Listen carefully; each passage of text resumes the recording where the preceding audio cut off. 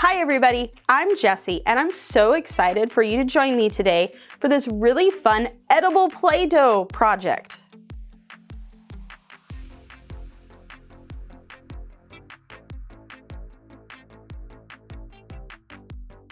One of my favorite things to do as a kid was to create using Play-Doh.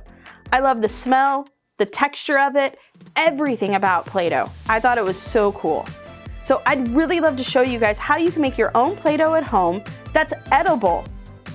First thing we need to do is grab our frosting and a spatula, and we're gonna put our entire tub of frosting into our bowl.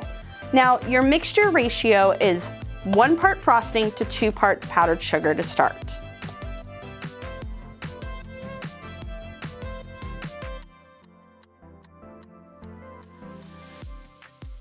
Okay, like I said, it's 1 part frosting to 2 parts powdered sugar. So let me show you a trick.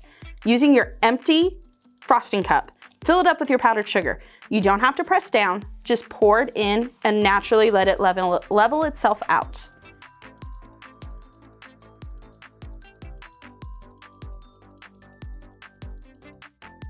Go ahead and pour it on in and mix that first cup up.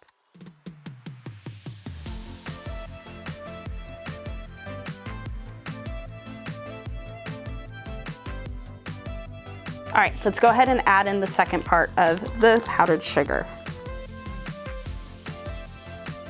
This time I'm gonna use my hands to mix.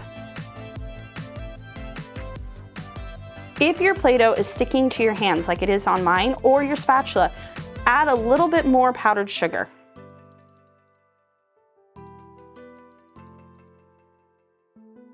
All right, let's add some color to our dough. Using some food coloring, just add a couple drops in until you get the color that you want.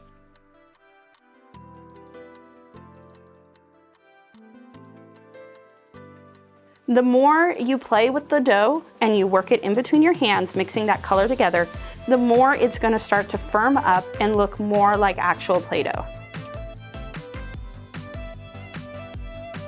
Once it's stopped sticking to your hands, and you can actually flip it back and forth just like this without any sticking, it's good to go.